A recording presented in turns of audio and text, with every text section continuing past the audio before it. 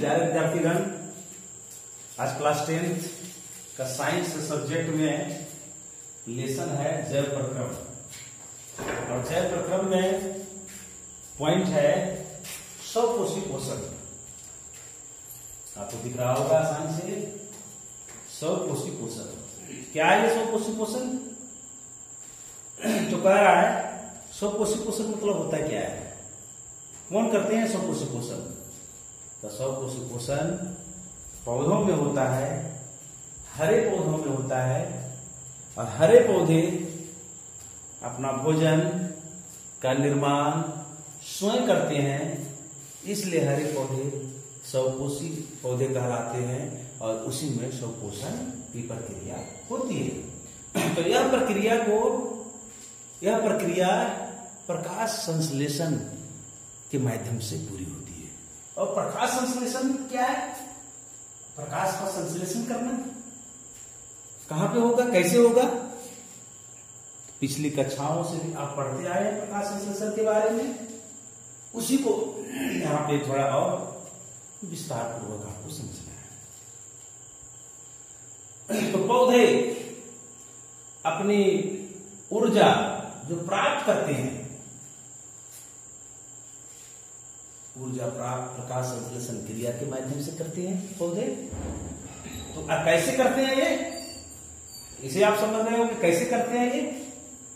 तो पौधे carbon dioxide का प्रयोग करते हैं।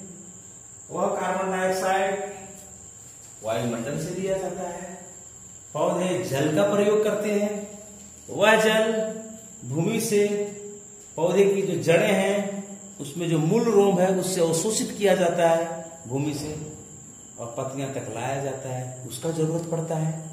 और प्रेरक के रूप में इस घटना को होने के लिए जो अति आवश्यक है वह है सूर्य का प्रकाश, सनलाइट, जो सूर्य से प्राप्त होगा हमें पौधे को।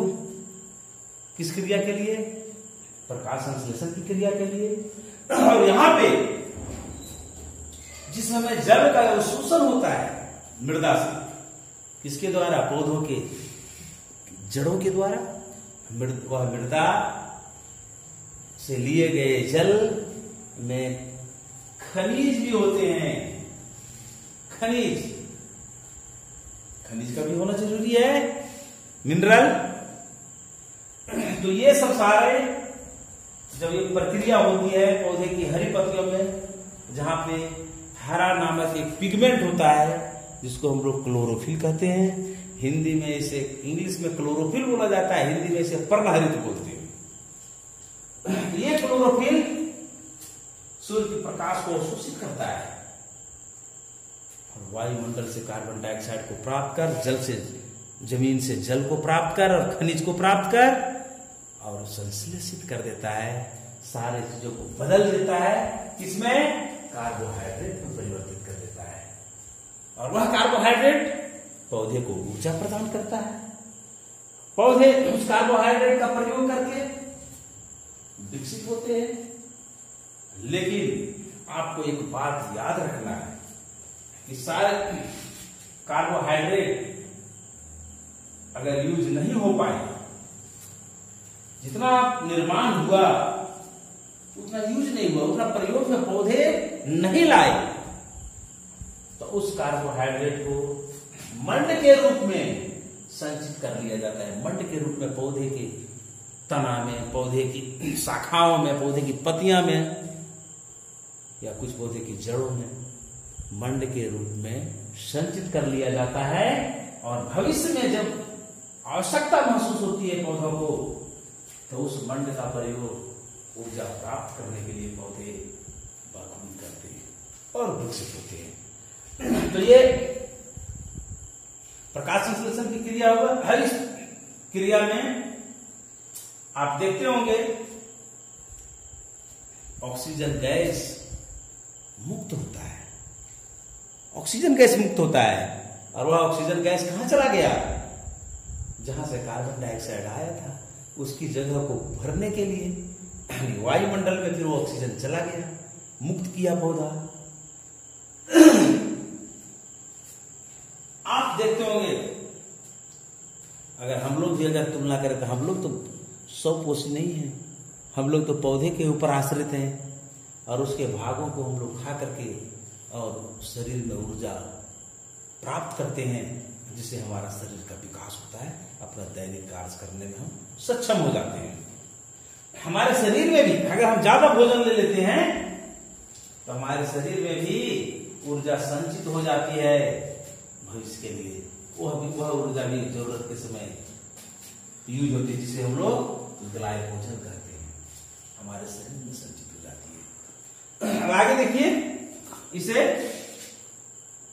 इसका फॉर्मूला देखेंगे आप, ये इसका फॉर्मूला है।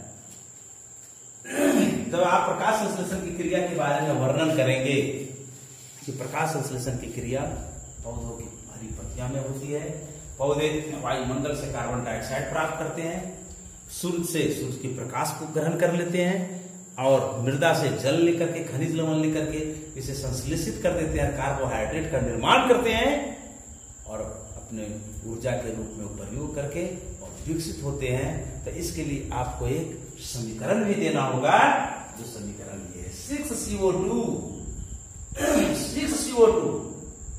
6CO2 क्या होगा? Carbon dioxide.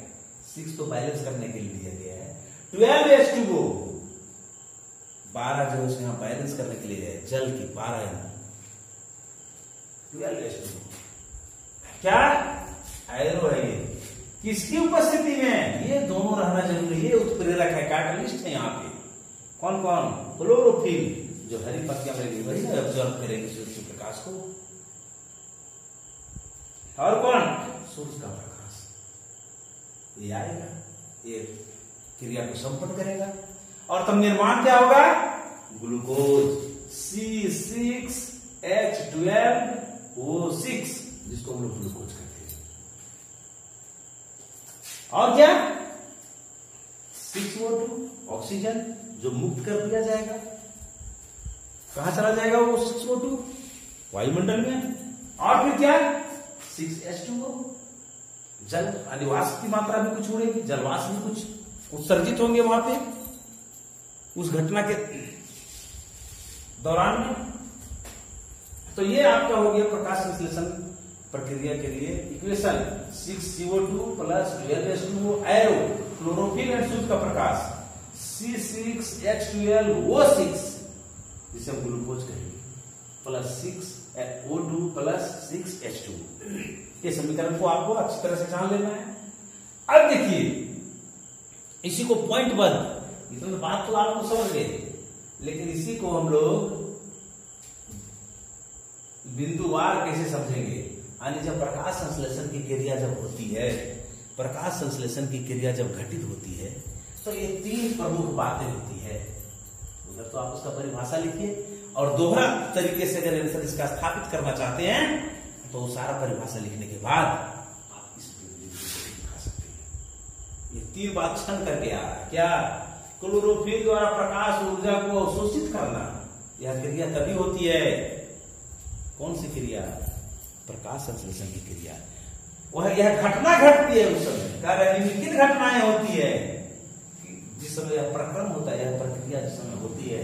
क्लोरोफिल द्वारा प्रकाश ऊर्जा को अवशोषित करना, क्लोरोफिल प्रकाश ऊर्जा को अवशोषित करती है, ऑब्जॉर्व करती है, और प्रकाश ऊर्जा को रासायनिक ऊर्जा में रूपांतरित करना, ये प्रकाश ऊर्जा में था, इसे चेंज किया जाता है, कन्वर्ट किया जाता है किसमें? रासायनिक केमिकल एनर्जी में, लाइट एनर्जी को केमिकल एनर्जी में ट्रांसफर किया जाता है, तथा जल अणुओं को हाइड्रोजन, जल अणुओं को हाइड्रोजन तथा ऑक्सीजन में अपघटन करना, जल H2O जल वो भी टूट जाता है, तो वो है सो ऑक्सीजन में चला गया, और H जो है सो कार्बोहाइड्रेट में आकर के सम्मिलित हो जाता है। यहाँ पे आपको जानना, एक जीके का क्वेश्चन बनाता है, एक जीके का क्वेश्चन क्या बनता है कि ऑक्सीजन मुक्त जो होता है प्रकाश संश्लेषण की क्रिया के दौरान, ऑक्सीजन जो मुक्त होता है वह ऑक्सीजन के कण कहां से निर्मित होते हैं? तो आपको सीधा जल के H2O से, H2O ही विखंडित होकर के, टूट करके और ऑक्सीजन को मुक्त करता है। ये जीके में क्वेश्चन बनाता है, इसलिए इसे आप ध्यान रखेंगे। और तीसरा है कार्बन डाइऑक्साइड का कार्बोहाइड्रेट में अपचयन। कार्बन डाइऑक्साइड का क्या होता है? अपचयन होता है। किसमें? कार्बोहाइड्रेट। अब चयन में क्या हो गया, अब चयन और उपचयन आप तो पढ़े हैं, रसायन शास्त्र में पढ़े हैं फर्स्ट लेसन में, जिसमें ऑक्सीजन का ह्रास होता है, कार्बन डाइऑक्साइड ऑक्सीजन को यहां से खो देता है और चला जाता है किसमें, कार्बोहाइड्रेट का निर्माण कर देता है।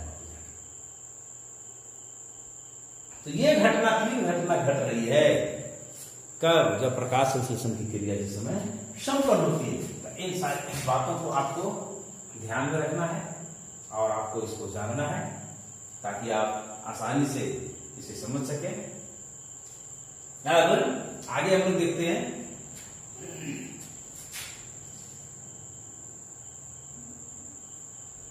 अब देखिए एक पॉइंट है आपका जो काफी इंपॉर्टेंट है। देखिए इसका नाम है एक पत्ती की अनुप्रस्थ काट, इसको चलिए मिडिल में हम लाते हैं।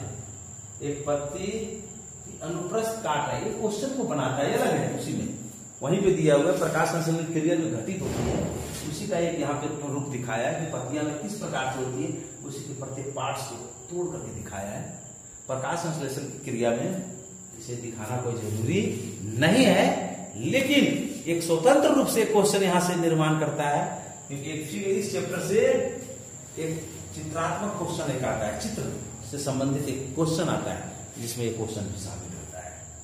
एक पत्ती की अनुप्रस्थ काट, देखिए इसके काट को बताया है, ये द्वार कोशिका हो गया, ये वायु कोश हो गया, ये हरित लवक हो गया, इधर निचली बाह्य त्वचा, ऊपरी बाह्य त्वचा, मोमी क्यूटिकल, सीरा, पर्णपटल, मध्य सीरा, फ्लोएम, जाइलम, संवहन मंडल, दोनों फ्लोएम और जाइलम आता है। फ्लोएम और जाइलम से जल का परिवहन होता है, फ्लोएम से बने हुए निर्मित भोजन का परिवहन होता है।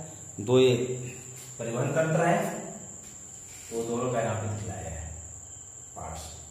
फिर से आप देख लीजिए, मध्य सीरा, पर्णपटल, सीरा, फ्लोएम, ये जाइलम, उसके बाद मोमी क्यूटिकल, ऊपरी बाह्य त्वचा, इधर आइए, हरित लवक, वायु कोश, द्वार कोशिका और निचली बाह्य त्वचा। तो ये हो गया एक पत्ती की अनुप्रस्थ काट, जिससे इस फिगर को आपको बना लेना है अपने नोटबुक में, बना करके सभी इसके पार्ट्स को भी आपको दर्शा लेना है, तब ताकि आप इसके पार्ट्स को आसानी से सीख जाए। क्वेश्चन में इसी तरह से पूछेगा, कभी कभी छोटा क्वेश्चन बनाता है, ये सारे पार्ट्स बना देंगे आप, ये फिगर बना दिया जाएगा और यहाँ पे इंडिकेट कर दिया जाएगा, जैसे यहाँ इंडिकेट कर दिया था, यहाँ क्या लिखेगा, तो निचली बाह्य त्वचा लिखना है, यहाँ पे इंडिकेट कर दिया तब क्या लिखेगा, तो ऊपरी बाह्य त्वचा लिखना है, निचली बाह्य त्वचा, ऊपरी बाह्य त्वचा और उसके बीच के भाग है, उसके बीच के भाग है, ऊपरी त्वचा निचली त्वचा के बीच का। फिर एक पत्ती का उसी तरह से सीरा रख दिया गया, क्योंकि यहाँ पे दिखलाना है आपको पर्णपटल लाइन इसकी जो सतह है, सीरा को दिखाना है, मध्य सीरा को दिखाना है, तो इसके चलते इस तरह से इसका फिगर का निर्माण किया है। ताकि क्वेश्चन इस तरह से भी बनाएगा, ये फिगर दे दिया जाएगा और पूछा जाएगा इसके पार्ट्स को दर्शाएं, या फिर 5 नंबर का क्वेश्चन में सेट करता है, एक फिगर सीधा लिख देगा, ये एक पत्ती की अनुप्रस्थ काट का चित्र बनाकर उसे पत्ती की अनुप्रस्थ काट का सचित्र वर्णन करें, चित्र भी बनाइए और इसके पार्ट्स को दिखाइए भी। तो आप अगर यहाँ से 2 बातें आपका कंप्लीट हो गया, और नेक्स्ट जो बात है वो आगे आपको फिर मैं दिखाऊंगा। धन्यवाद।